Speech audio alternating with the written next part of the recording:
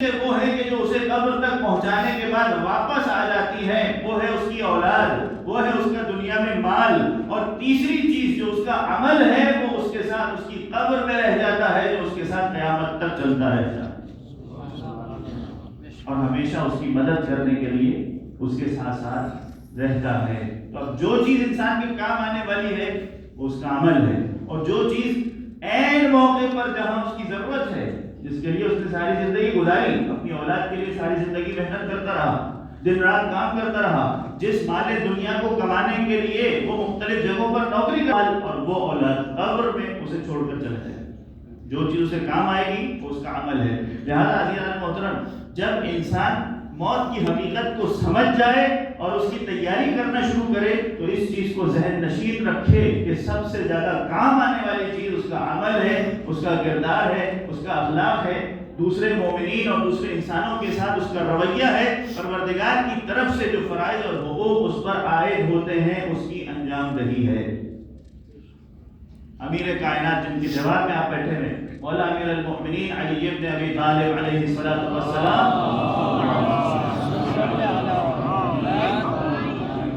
ارشاد فرماتے ہیں، جب کسی نے امام سے سوال کیا مل استعداد للموت، مولا یہ فرمائیے کہ اگر موت کے لیے تیاری کرنی ہے، آمادگی کرنی ہے تو کیسے تیاری کریں، اپنے آپ کو موت کے لیے تیار کیسے کریں؟ امام نے 3 چیزیں بتائیں۔ ادا الفرائض، پہلی چیز کیا ہے کہ ہمیشہ اپنے فرائض کو، اپنے واجبات کو ادا کرتے رہو۔ واجتناب المحارم، اور خدا کی حرام کردہ چیزوں سے اپنے آپ کو مسلسل بچاتے رہو۔ یہ 2 چیزیں تو انسان کے ذہن میں فوراً آ جاتی ہیں، لیکن ایک تیسری چیز بھی ہے جو امام نے فرمائی، الاشتمال علی المکارم، نیک اخلاق اور حسن سیرت کو اپنے اندر پیدا کرو۔ جب دوسروں سے معاملات ہو، کسی سے ملاقات ہو، کسی سے بات چیت کرتے ہو، کسی کے گھر جاتے ہو تو اس کے ساتھ اچھے اخلاق سے پیش آؤ۔ تمہارے ساتھ بہت سارے لوگ ہیں کہ جن کا ایک ربط ہے، جن کا ایک تعلق ہے، تمہارے والدین ہیں، تمہارے رشتہ دار ہیں، تمہاری اولاد کو کوئی اذیت نہ ہو۔ یہ 3 چیزیں اگر ہوں تو اس کے بعد مولا کائنات فرماتے ہیں لا ثم لا یبالی اوقع علی الموت ام وقع الموت علیہ، اس کے بعد اسے فکر کرنے کی ضرورت نہیں ہے کہ وہ موت پر جا پڑتا ہے یا موت اس پر آ پڑتا ہے۔ اور اس کے بعد مولا فرماتے ہیں واللہ یا ابن ابی طالب ما یبالی اوقع علی الموت ام وقع الموت علیہ، خدا کی قسم ابو طالب کا بیٹا اس مقام پر پہنچ چکا ہے کہ اسے کبھی اس بات کا خوف نہیں ہوتا ہے کہ وہ موت پر جا پڑے یا موت اس پر آ پڑے۔ یعنی یہ بتانا چاہتے ہیں کہ جو موت کی تیاری میں تمہیں بتا رہا ہوں اس میں کمال کے مرتبے پر پہنچ رہا ہوں، اس لیے کہ خدا کی قسم کھا کر کہہ رہے ہیں کہ نہ مجھے موت سے کوئی خوف ہے اور نہ میں چاہتا ہوں کہ کبھی موت سے دور رہے، اس لیے کہ شہادت کا امام کو کتنا شوق تھا، کتنی تمنا تھی کہ مولا نے یہ جملہ بھی ارشاد فرمایا کہ اگر مجھے موقع مل جائے تو میں موت سے اتنا مانوس ہوں، مجھے موت سے اتنی شغف ہے، اتنا شوق ہے، اتنی تمنا ہے کہ جیسے ایک بچے کو اپنے ماں کے سینے سے ہوا کرتی ہے، اس سے زیادہ ابو طالب کا بیٹا شوق شہادت میں گرفتار ہے۔ یہ امیر المومنین السلام ہمیں اور آپ کو سکھانا چاہ رہے ہیں کہ موت کی تیاری تمہیں کس طرح سے کرنی ہے۔ عزیزان محترم، بس ایک روایت درج کروں اور منزل مسائل میں داخل ہو جاؤں کہ کس طرح سے ہمیں اپنے آپ کو تیار کرنا ہے موت کے لیے۔ ہم اور آپ خصوصاً جو طلبہ ہیں اس فیلڈ سے وابستہ ہے کہ دوسروں کو پیغام ہدایت دیتے ہیں، دوسروں تک دین کی نشر و اشاعت کرتے ہیں، اپنے آپ کو کس طرح سے موت کے لیے تیار کرنا ہے تاکہ یہ پیغام دوسروں تک پہنچا سکیں۔ میں نے کہا کہ دنیا کی محبت اور مال کی محبت انسان کو عین موقع پر چھوڑ کر چلی جاتی ہے اور یہی قبر میں سب سے زیادہ نقصان پہنچانے والی ہے۔ روایت ہے شیخ یعقوب کلیری نے اپنی کتاب الکافی میں لکھی ہے، چھٹے امام جعفر صادق علیہ السلام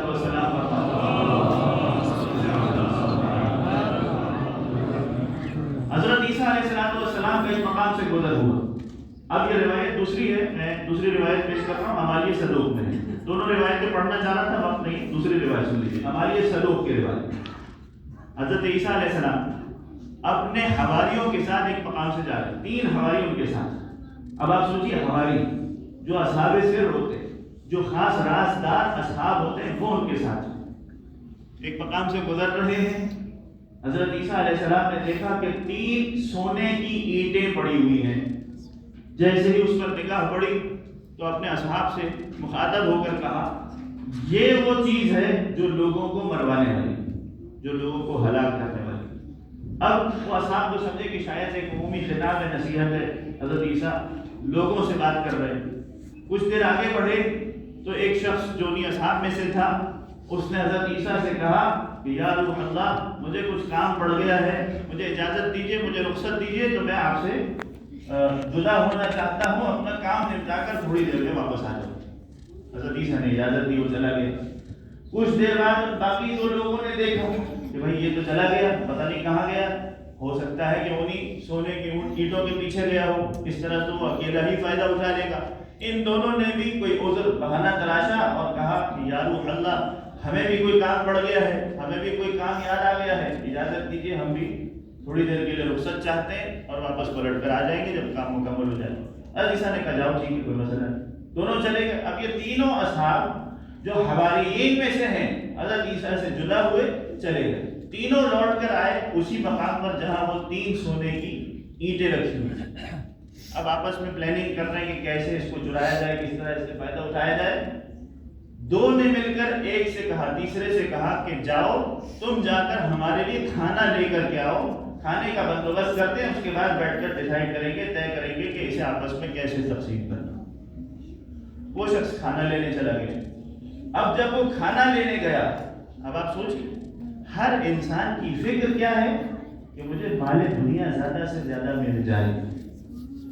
امیر المومنین علیہ الصلوۃ والسلام نہج البلاغہ میں فرماتے ہیں ان اخوف ما اخاف علیکم طول العمل واتباع الہوى. مجھے تمہارے نسبت سے سب سے زیادہ جو اس دنیا میں خوف آتا ہے وہ کیا ہے؟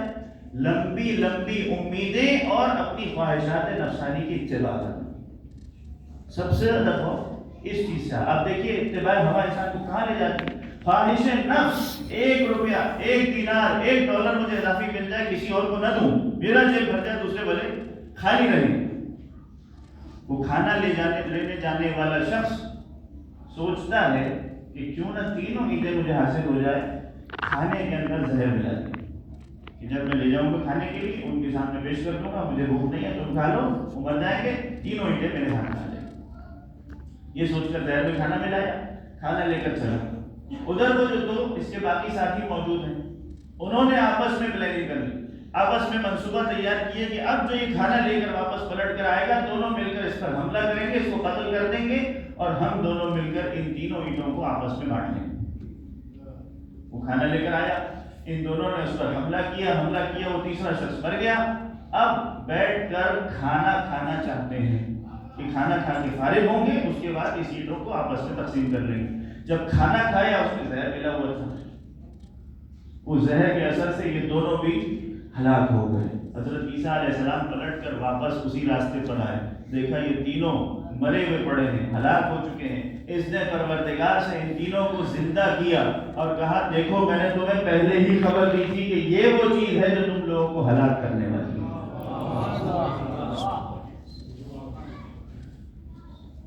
یہ انسان کے لیے خطرے کی گھنٹی ہے.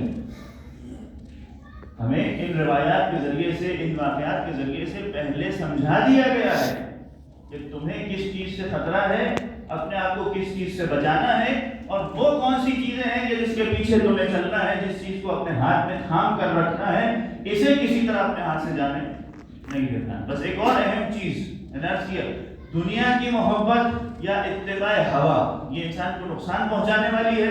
اچھا اخلاق، اس کے اعمال صالحہ اس کو فائدہ پہنچانے والے. اس سے بڑھ کر جو سب سے اہم ہے، جس کے بغیر اعمال بھی فائدہ نہیں پہنچاتے، وہ کیا ہے؟ بس آخری روایت سن لیجیے. المحاسن کتاب میں برقی یہ روایت لکھتے ہیں، چھٹے امام جعفر صادق علیہ السلام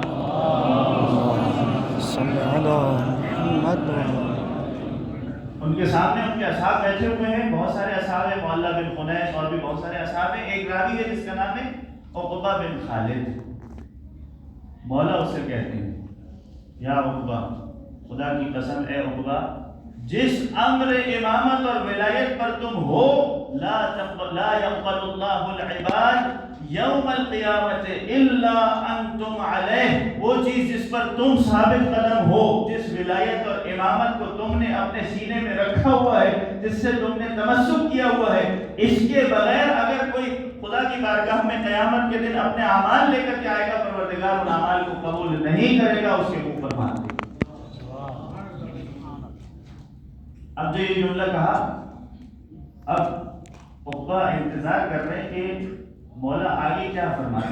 اس اہم ترین ولایت جیسی نعمت کو کہاں انسان دیکھے گا کہ سب سے زیادہ اس سے فائدہ ہو رہا ہے؟ امام نے فرمایا کہ تم قیامت کے دن آخرت میں اپنے مرنے کے بعد وہ منظر دیکھو گے کہ جس سے تمہاری آنکھیں ٹھنڈی ہو جائیں گی، اور یہ منظر اس وقت آئے گا کہ جب تمہاری روح، تمہاری سانسیں تمہارے گلے تک پہنچ جائیں گی۔ اشارت الی صدرہ، یا اپنے گلے کی طرف اور اپنے سینے کی طرف اشارت، کہا جب تمہاری روح یہاں پہنچ جائے گی، تمہاری سانس اکھڑ رہی ہوگی، اس وقت تمہیں نظر آئے گا اور تمہیں پتہ چلے گا اس ولایت کی اہمیت کیا ہے، اور وہ منظر تم دیکھو گے جس سے تمہاری آنکھیں ٹھنڈی ہو جائیں۔ یہ جملہ سننے کے بعد عقبہ کہتا ہے کہ جنہ رسول اللہ جعلت فداک، یہ بتائیے کہ ایو شیء یرا، مجھے بتائیے تو صحیح، میرے ماں باپ آپ پر قربان ہو، وہ کیا منظر ہوگا کہ جسے دیکھ کر اس کی آنکھیں ٹھنڈی ہو جائیں گی۔ اس نے 10 مرتبہ، روایت کے جملے 10 مرتبہ اس نے اس سوال کا تکرار کیا، لیکن مولا فقط اتنا جواب دیتے رہے یرا، وہ کچھ دیکھے گا، اور جو بھی دیکھے گا اس سے اس کی آنکھیں ٹھنڈی ہو جائیں گی۔ اب جب متواتر سوال ہوتا رہا، اصرار بڑھتا رہا، مولا نے اس سے کہا کہ کیا تم جاننا چاہتے ہو کہ وہ کیا دیکھے گا؟ توجہ رکھیے گا۔ اب اس نے کہا مولا بتائیے، نعم میں جاننا چاہتا ہوں، وہ کیا دیکھے گا؟ اس سوال کے جواب میں مولا نے کہا واللہ یراہما، وہ 2 چیزوں کو دیکھے گا، خدا کی قسم۔ اس نے سوال کیا من ہما، وہ 2 کون ہے جس کو دیکھے گا تو اس کی آنکھیں ٹھنڈی ہو جائیں گی؟ اس وقت چھٹے امام نے فرمایا وَذَاكَ رَسُولُ اللَّهِ وَعَلِيُّ بْنُ أَبِي طَالِبٍ۔